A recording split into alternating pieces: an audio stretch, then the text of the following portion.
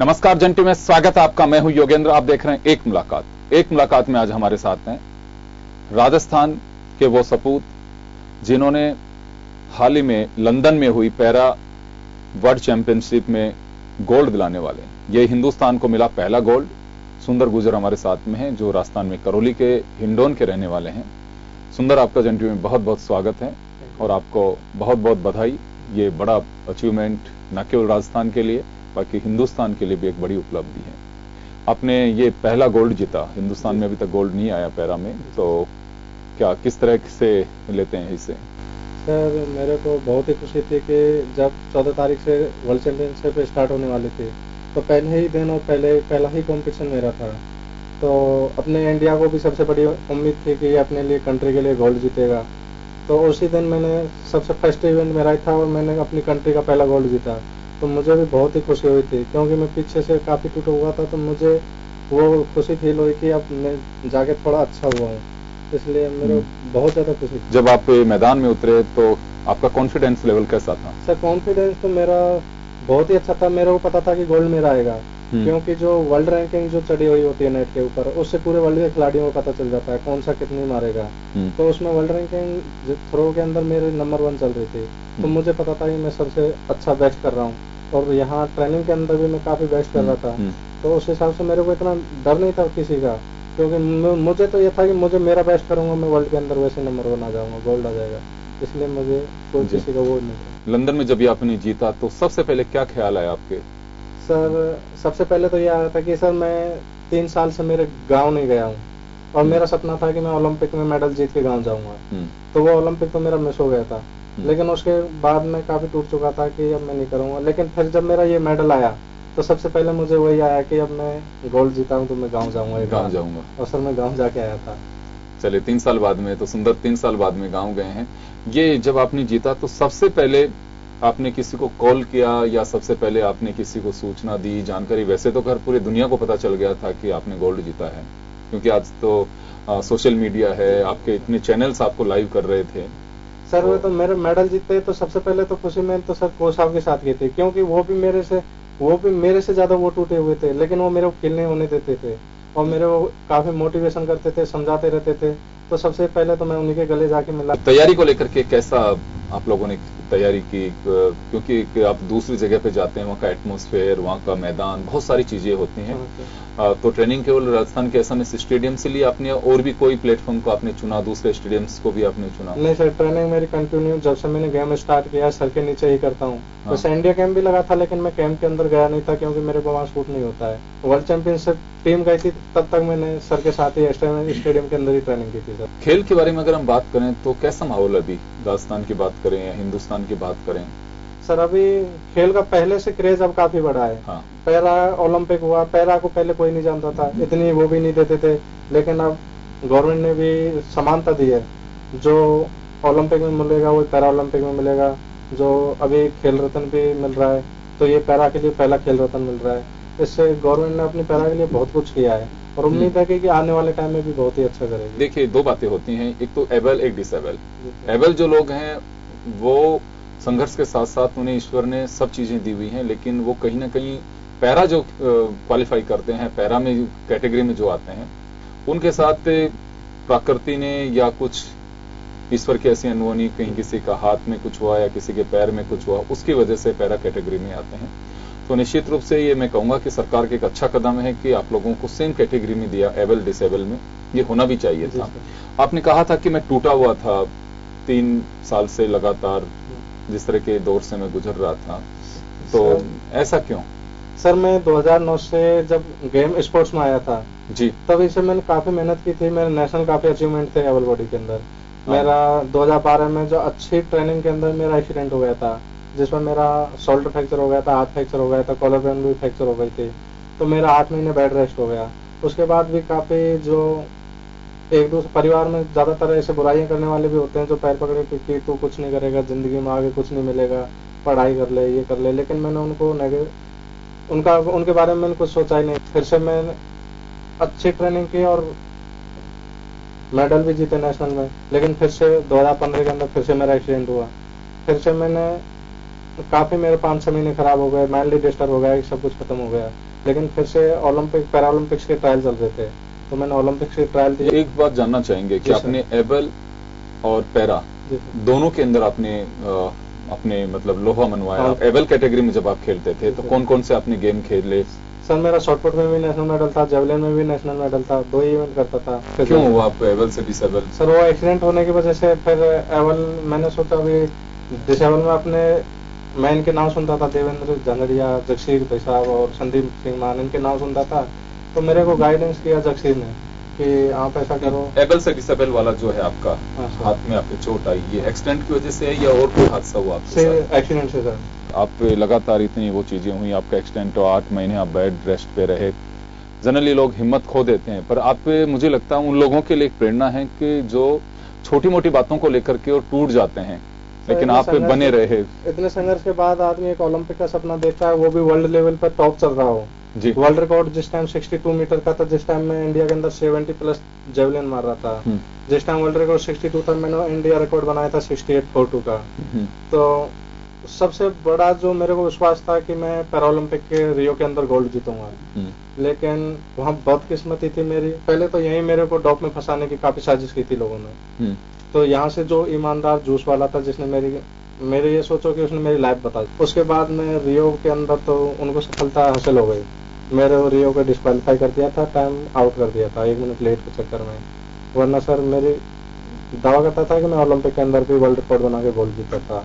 उसके बाद मैं काफी मेंटली डिस्टर्ब हो गया था। आदमी की जब इतना बड़ा टारगेट मिस होता है तो सीरियस ऐसी बात है कि वो डिस्टर्ब हो जाता है। मैं 3-4 महीने तो ट्रेनिंग नहीं किया, बाद में रूम में रहता, बाहर भी नहीं जाता, कहीं किसी से मिलता भी नहीं। लेकिन अपनी कोच महावीर सैनी जी ने मेरा काफी सपोर्ट किया। उन्होंने आया, मोटिवेशन किया, उन्होंने समझाया कि आपको अगर आप कुछ नहीं करोगे तो किसी का क्या बिगाड़ लोगे। अगर किसी को कुछ दोबारा से करके दिखाओ और ऐसा करके दिखाओ कि दुनिया वास्तव में जाने कि हाँ ये रियल में था। तो फिर उससे इन्होंने मेरे को 3 इवेंट कराए, शॉटपुट, डिस्कस, जेवलिन। और उसी टाइम वर्ल्ड ग्रांड प्रिक्स आ रही थी दुबई के अंदर। वर्ल्ड ग्रांड प्रिक्स के अंदर मैंने तीनों के अंदर गोल्ड जीता था, शॉटपुट, डिस्कस, जेवलिन में। और हिंदुस्तान का पैरा एथलेटिक्स का पहला 3 गोल्ड थे। उसके बाद मैं वर्ल्ड चैंपियनशिप के लिए भी क्वालिफाई किया। वर्ल्ड चैंपियनशिप में आने के बाद इंजरी में आ गया था, जो अपना एंगल है, एंगल दर्द हो गया था। 2-3 महीने उसमें खराब हो गए थे। 2 महीने मेरे साथ जॉइंटिस हो गया था, वो रिटर्न हो गया था 2 बार। तो उससे मैं काफी डिस्टर्ब हो गया था, तैयारी बिगड़ चुकी थी। तो मैंने शॉटपुट, डिस्कस को थोड़ा कम कर दिया था, जेवलिन को मेंटेन रखा और जेवलिन के अंदर हिंदुस्तान के लिए गोल्ड जीता। आपको लगता है कि खेल में भी राजनीति होती है? सर सीधी सी बात होती है सर। ऐसा क्यों किया जाता है? सर ऐसा आदमी अगर अब तो सीधा सा रास्ता देख लिया सर कि अगर कोई मेरे से बढ़ता हुआ स्टार दिख रहा है कि ये मेरे से आगे जा रहा है तो मैं उसका रास्ता देख लूंगा, इसे डॉप में फंसवा दूं। और ये किसी से भी, हम आदमी कहीं से बाहर से खाना भी खाता है, जूस भी पीता है, पानी भी पी लेता है। तो इससे बचने के लिए तो पता नहीं कितना संघर्ष करना, जितनी ट्रेनिंग नहीं करनी पड़ती, ट्रेनिंग पर जितना जोर नहीं आता उससे ज्यादा जोर तो उसे बचने पे आता है खिलाड़ी को। तो ये सबसे ज्यादा जी जो भेदभाव चल रहा है ये सबसे बुरा है। लेकिन सरकार के वो नुमाइंदे जिनकी ड्यूटी है, चाहे साइके हों, चाहे कोच हों या स्पोर्ट्स ऑफिसर्स हैं, उन लोगों की भी ड्यूटी बनती है कि ऐसे प्लेयर्स पे विशेष रूप से ध्यान रखा जाए जिनके भरोसे पूरा हिंदुस्तान है, वो उसके लिए गोल्ड लेके आ सकते हैं। दुनिया में स्पोर्ट्स को लेकर के चाहे अमेरिका हो, चाहे चाइना हो, छोटे छोटे से मुल्क हैं जो पूरी तरह से अपने जो स्पोर्ट्समैन हैं उनके प्रति ध्यान रखते हैं। तो अपने यहाँ कहीं ना कहीं एक नेग्लिजेंसी कहा जा सकता है, इसे नजरअंदाज जो कर दिया जाता है या फिर लापरवाही कहें इसे। सर ये तो नजरअंदाज था। मेरे पास आज भी सारा रिकॉर्ड है। जिन्होंने मेरे को डॉप में फंसाने की कोशिश की थी उनकी ऑडियो रिकॉर्डिंग जितनी भी है मेरे पास अब भी रखी हुई है, सीडी बना के रख रखी है। उसमें सीधे जितने भी हैं उन सबके नाम आ रखे हैं। पुलिस में FIR भी दर्ज कराई थी, लेकिन आज तक उसका कुछ नहीं हुआ, वो वापस दबा दी गई थी अप्रोच के कारण।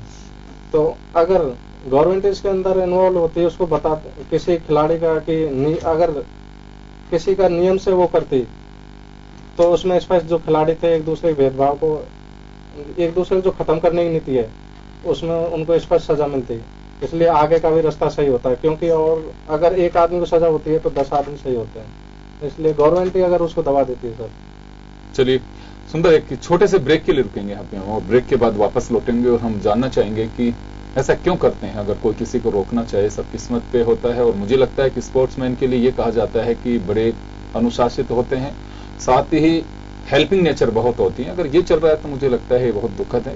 एक छोटे से ब्रेक के बाद।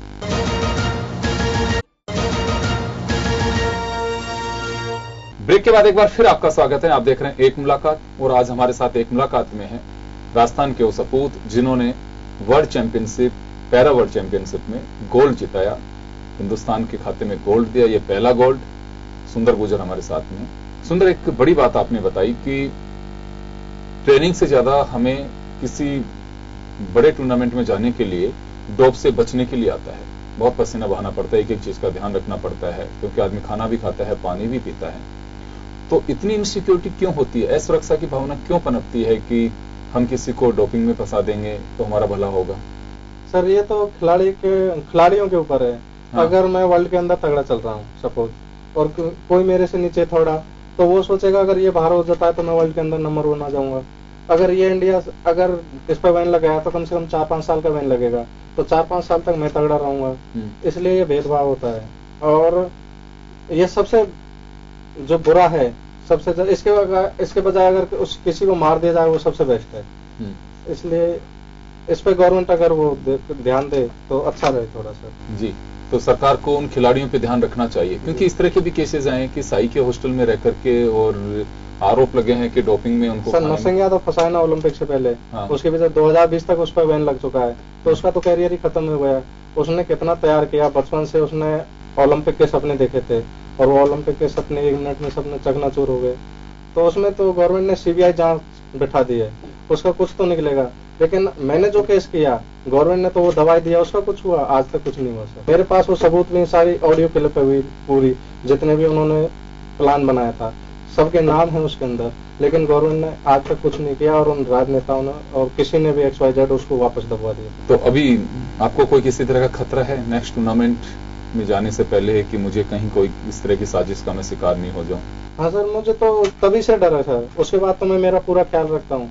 अभी तो मैं तो मेरा पूरा ख्याल रखता हूँ, लेकिन आने वाले मेरे जैसे और कोई भी खिलाड़ी आए बेचारा, तो मैं तो उनसे भी कहूँ कि वो एकदम अपना खाने पीने इनका सारी का सुरक्षा से रहे। नेक्स्ट क्या है आपका, कहाँ खेलना है आपको? सर, अभी मेरा वर्ल्ड एशियन गेम्स आ रहे हैं, एशियन गेम्स आ रहे हैं 2018 के अंदर इंडोनेशिया में। उसकी मैं बेहतर तैयारी कर रहा हूँ, और सबसे बड़ी ये है कि जो अपनी 2020 ओलंपिक टोक्यो जापान में होने वाले हैं, उसमें भी अपनी जेवलिन है 46 कैटेगरी की। तो मेरी उम्मीद है कि जो रियो में नहीं कर पाया उसका भरपाई मैं 2020 के अंदर करूंगा, और इतना अच्छा करूंगा कि मैं उससे भी बेटर उसमें करने की कोशिश करूंगा। तैयारी चल रही है उसके लिए? जी सर, मेरा मेन टारगेट जो है वो ओलंपिक ही है, और उसी के अंदर गोल्ड जीतू, वर्ल्ड रिकॉर्ड अच्छा बनाऊं, वहां जाके मुझे पीछे वाला सपना वहां पूरा करना है। सुंदर, एक चीज मैं जानना चाहूंगा कि सरकार की तरफ से काफी घोषणाएं होती हैं कि इस खिलाड़ी के लिए सरकार ने ये किया, उस खिलाड़ी के लिए ये किया, उसको जॉब दिया, उसको इतने पैसे दिए, उसका सम्मान किया। ये कितनी सच्चाई है कि केवल बस कुछ दिन तक चर्चाओं में रहते हैं, उसी दिन तक है कि उसके बाद में कुछ ख्याल रखा जाता है?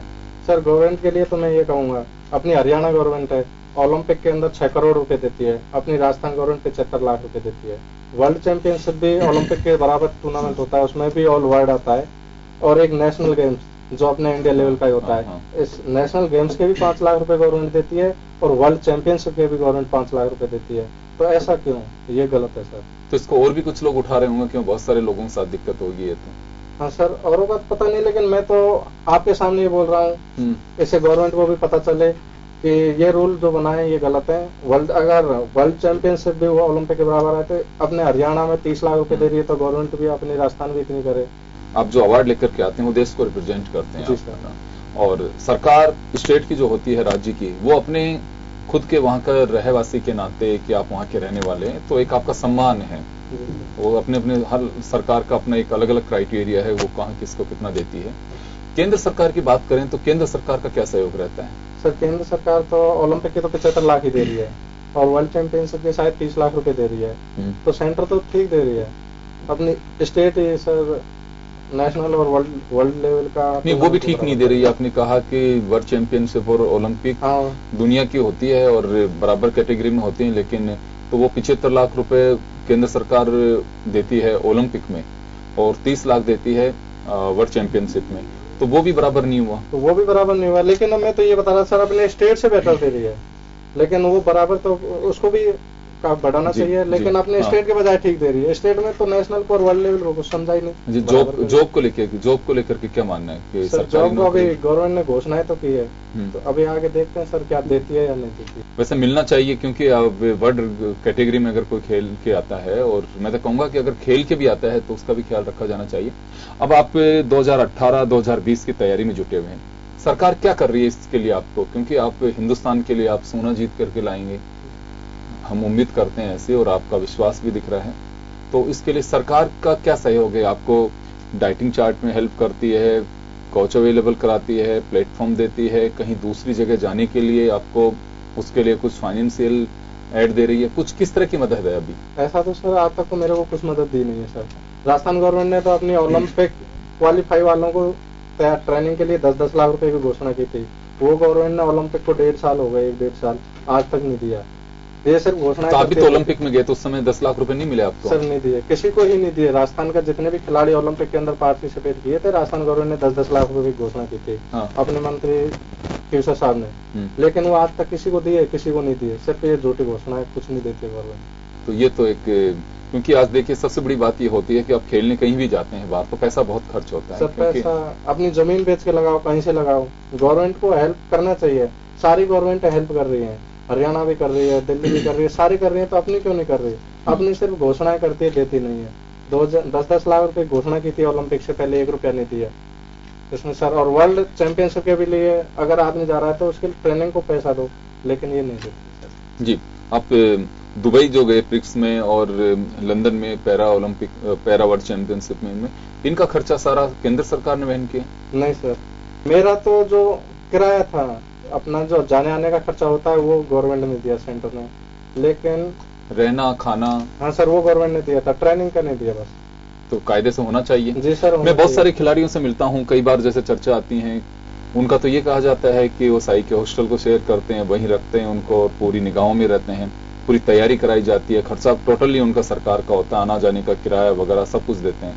ऐसा कुछ नहीं है सर। साई अपने एबल बॉडी का जो कैंप चलता है वो तो साल भर कैंप चलता है, लेकिन डिसेबल का तो कैंप ही नहीं चलता सर। और टूर्नामेंट आएगा उससे 1 महीने पहले कैंप लगाएंगे या तो 15 दिन पहले लगाएंगे, उससे थोड़ी होता है।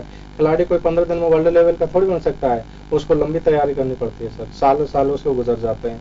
तो मैं तो ये कहता हूँ कंटिन्यू कैंप लगाए रखे गवर्नमेंट, ओलंपिक की, ये वर्ल्ड चैंपियनशिप की, एशियन गेम्स की। बिल्कुल होना भी चाहिए। मुझे लगता है कि आप लोगों की डिमांड भी करनी चाहिए। अगर ईश्वर ने कहीं कोई कमी रख दी तो मुझे लगता है कि इंसानियत में तो ये शुमार नहीं होना चाहिए कि हम किसी के साथ में अनदेखी करें। एबल डिसेबल दोनों को बराबर करके, और सरकार को तो मोटिवेट करना चाहिए, क्योंकि जो पैरा कैटेगरी के स्पोर्ट्स मैन हैं वो मुझे लगता है काफी कम भी मिलते होंगे। पहले पैरा में इतना वो नहीं था सर, कोई जानता नहीं था, लेकिन जब से ये रियो आया है, अपने रियो के अंदर ओलंपिक के अंदर एक भी मेडल नहीं आया, लेकिन अपने पैरा ओलंपिक के अंदर 4 मेडल आए थे। इंडिया का सबसे अच्छा वो रखा था, लेकिन ओलंपिक में किसी भी लड़के का मेडल नहीं आया था। अपने पीवी सिंधु का, उनका 2 मेडल आए थे, साक्षी मलिक का उसका। लेकिन पैरा के इस बार क्रेज अच्छा रहा है, और अब इस बार काफी ज्यादा खिलाड़ी भी आए। 2012 की वर्ल्ड चैंपियनशिप के अंदर पैरा के अंदर 5 खिलाड़ी गए थे, इस बार पैरा के अंदर 31 खिलाड़ी गए। तो इस पैरा का क्रेज तो बहुत बढ़ रहा है सर, और मेडल भी ज्यादा आ रहे हैं। गर्ल्स भी आती हैं इसमें? हाँ जी सर, इस बार गर्ल्स का तो ओलंपिक में मेडल था, अपनी दीपा मलिक का सिल्वर मेडल था, जो पैरा ओलंपिक की हिस्ट्री में तो पहला ही मेडल है। तो सुंदर, कुछ इस तरह की तैयारी है अभी आपकी कि बाहर जाकर के, जैसे मैंने पहले भी कहा, सिर्फ पैसे की वजह से नहीं जा पा रहे हैं, कि सरकार सहयोग नहीं कर रही, या फिर कहें कि आपकी इच्छा नहीं है कि मेरे को जो प्लेटफॉर्म मेरे स्टेडियम में मिल रहा है वो सफिशिएंट? नहीं सर, मेरा मन तो बहुत है कि मैं बाहर जाकर ट्रेनिंग करूं, लेकिन थोड़ी आर्थिक स्थिति कमजोर होने के कारण मैं जा नहीं पा रहा हूं, और गवर्नमेंट जो अलाउंस करती है वो देती नहीं है, तो इसके कारण मैं बाहर नहीं जा रहा। लेकिन यहाँ ट्रेनिंग तो मैं कर रहा हूँ, लेकिन उतनी बेहतर नहीं कर रहा जहाँ बाहर जाके एक अच्छा कर सकूँ। और अगर गवर्नमेंट मदद करे तो मैं उम्मीद है कि मैं बहुत ही अच्छा बेटर ट्रेनिंग करके अच्छा रिजल्ट दूँ। तो सरकार के स्तर पे किसी से वार्ता हुई आपकी, चाहे खींवसर साहब हों या फिर दूसरे लोग हों, कि आप हमारी हेल्प करवाइए, हम हिंदुस्तान के लिए खेलने जा रहे हैं, राजस्थान को प्रेजेंट करेंगे? खींवसर साहब से भी मिला था, 1-2 बार उनसे भी मिला, तो उन्होंने कहा था ठीक है दिलवाते हैं, ये करवाते हैं, तो उन्होंने भी ऐसा कुछ हुआ नहीं सर। और जैसे मंत्री अपने चेयरमैन साहब से भी मिला था, तो उन्होंने भी ये कहा था कि राजस्थान गवर्नमेंट देगी, यहाँ स्टेट काउंसिल नहीं देगी, वो इधर से इधर भेज देते हैं, इधर वाले इधर भेज देते हैं, वो बराबर हो जाता है। मुझे सर कुछ नहीं किया। एक मैं छोटी सी जानकारी चाहूंगा आपसे कि साजिश रचने वाले कौन, राजस्थान के लोग हैं, बाहर के लोग हैं, आप उनको जगजाहिर करना चाहेंगे? जैसे साजिश कौन रचता है? साजिश वही रचेगा कहा कि जो जिससे आपका कंपटीशन है। साजिश कौन रचेगा? हाँ। अगर मैं बाहर आऊंगा तो किसी दूसरे को फायदा होगा, साजिश वही रचेगा। हाँ। कोई बाहर वाला तो आएगा नहीं। उससे स्पष्ट है कि साजिश रचने वाले अपने राजस्थान के ही हैं, अपने खिलाड़ी के, अदर भी नहीं। और अपने जो हैं पैरा के भी हैं और एवल के भी हैं, उन्होंने सारों ने मिलकर बनाई है। मेरे पास ऑडियो वो क्लिप भी है, अगर आप चाहें तो मैं उनको आपको क्लिप भी दे सकता हूँ सर। जी, तो स्पोर्ट्स अथॉरिटी या किसी को आपने शिकायत की कि ये देखिए किस तरह की स्थिति है? जैसे शिकायत की थी ना मैंने, ज्योतिनगर थाने में भी FIR कराई है। लेकिन कुछ हुआ नहीं? कुछ नहीं हुआ सर, दबा दिया गया मामले? जैसे दबा दिया केस को। अभी मैंने वापस उसे कर रहा हूँ, देखो आगे क्या होता है। तो अभी चलिए, आप ख्याल रखिए अब अपना कि किसी भी तरह की कोई चीज नहीं। और आपने एक बड़ी बात कही है कि खिलाड़ियों को केवल ट्रेनिंग पे फोकस नहीं, जब आप अचीव करने वाले होते हैं या किसी मंजिल तक पहुंचते हैं, जब मालूम है कि बहुत नजदीक पहुंच चुके हैं, उस वक्त आपको ये भी ख्याल रखना होगा कि कहीं कोई मुझे किसी दूसरी चीज में कोई फंसा ना दे। तो कंपटीशन तो सब जगह होता है, लेकिन हमें लगता है कि ये प्रतिशोध नहीं होना चाहिए, प्रतिस्पर्धा होनी चाहिए और स्वच्छ और स्वस्थ मन से होनी चाहिए कि जिसमें ताकत होगी जीत के आ जाएगा। क्योंकि ये कौशल दिखाने का एक प्लेटफॉर्म होता है, वक्त होता है जिसमें आपको कौशल दिखाना चाहिए। मैं थोड़ा सा आपका पारिवारिक बैकग्राउंड और ये जानना चाहूंगा कि आप कहाँ के रहने वाले हैं, कहाँ से पढ़े हैं। ये तो बताया आपने कि इंदौर करौली, कहाँ से निकले हुए हैं, कैसे यहाँ तक पहुंचे, छोटा सा एक आपका सफर जानना चाहूंगा। जी सर, हमारे गांव में, हमारे क्षेत्र में स्पोर्ट्स को कोई नहीं जानता है। मैं तो जो न्यूज़पेपर देखता था कि आज उस खिलाड़ी ने ओलंपिक में मेडल जीता, एशियन गेम्स में जीता, तो मैं अखबार में भी पढ़ता था, स्पोर्ट्स पेज ही पढ़ता था। तो उससे मेरा मन करता था कि मैं खेल करूं, क्योंकि मेरे परिवार में भी लोग, पापा जी कुश्ती करते थे, बड़े भाई भी कुश्ती करते थे, तो मेरा इतना पढ़ने में ध्यान नहीं लगता था। मैं 10वीं में भी एक बार फेल हो गया, लेकिन फिर वो मेरे को मारते कि आप पढ़ते नहीं है। ये मैंने सोचा, मैंने कहा क्यों ना गवर्नमेंट, अगर स्पोर्ट्स से जॉब हमारा सपना सिर्फ होता है आर्मी में लगने का, तो मैंने सोचा मैं नेशनल मेडल जी के आर्मी में भर्ती हो जाऊंगा। तो मैंने तभी से वहीं से स्कूली स्टेट खेला, स्कूली नेशनल खेला, शॉर्टपुट में मेरा नेशनल मेडल आया। घर वालों ने तो काफी मना किया था कि यार इसमें कुछ बेनिफिट नहीं होने वाला तेरे को। चाचा ताऊ जो परिवार वाले होते हैं उन्होंने काफी मना किया, लेकिन मेरा जो मन था कि मुझे तो स्पोर्ट्स के अंदर ही कुछ पाना है, तब मैंने स्पोर्ट्स किया। तो कुश्ती नहीं खेली आपने? कुश्ती नहीं खेली सर, मन ही नहीं था। जी सर, मेरा मन था बॉक्सिंग करने का, लेकिन मेरे कोई कोच नहीं मिल पाया। फिर से मैं एथलेटिक्स में आया और अपने गांव का एक PTI था जिसने मुझे ये स्पोर्ट्स का रास्ता दिखाया। उसका नाम हुकम जी जिसका नाम है, उन्होंने ये रास्ता दिखाया, गाइडेंस किया, मेरे को स्टेडियम में ट्रायल दिलाया। तो ट्रायल दिलाने के बाद मेरा यहाँ सिलेक्शन हो गया। उसी सिलेक्शन के बाद मेरी लाइफ बिल्कुल चेंज हो गई, स्पोर्ट्स में आ गया। कोच महावीर सैनी जी थे अपने, जिन्होंने 2009 से आज तक मेरे को ट्रेनिंग करा रहे हैं। परिवार में कौन कौन है, क्या क्या करते हैं? सर परिवार में मेरा फादर है जो खेती करता है, भाई भी अभी पढ़ाई कर रहा है, और सिस्टर है जिसकी शादी कर दी, माँ है वो भी गृहिणी है। सर आपकी क्या इच्छा कि जॉब करना है, किस तरह का जॉब करेंगे? सरकार से कुछ डिमांड किया आपने कि मुझे भी नौकरी लगाइए? सर गवर्नमेंट ने अनाउंस कर रखा जॉब की है कि Olympic, world championship, Asian games, बड़े टूर्नामेंटों में जो मेडल जीतेगा उसको फर्स्ट ग्रेड की जॉब दी जाएगी। तो मैं तो उम्मीद है कि अब मैं फर्स्ट ग्रेड की जॉब मिले। और गेम, मेरा सपना तो सिर्फ गेम करने का है, और कम से कम 2020 का ओलंपिक को मैं सर गोल्ड जीत के लाऊं, तो ये मेरी उम्मीद है सर। चलिए, जन टीवी की ओर से आपको बहुत बहुत शुभकामनाएं, और हम ईश्वर से प्रार्थना भी करते हैं कि आप जरूर, आपकी मन्नत पूरी हो और आप गोल्ड जीत करके आए। आपका विश्वास है, आप राजस्थान के निवासी हैं, हिंदुस्तान को रिप्रेजेंट करेंगे। 18 और 20 दोनों आपके लिए कामयाबी भरे रहें। और एक बार फिर आपको बहुत बहुत शुभकामनाएं, और जन टीवी के इस विशेष कार्यक्रम एक मुलाकात में आने के लिए आपका शुक्रिया, धन्यवाद। तो जन टीवी के इस खास एपिसोड एक मुलाकात में बस इतना ही। आप सभी को बहुत बहुत धन्यवाद। दीजिए इजाजत, नमस्कार।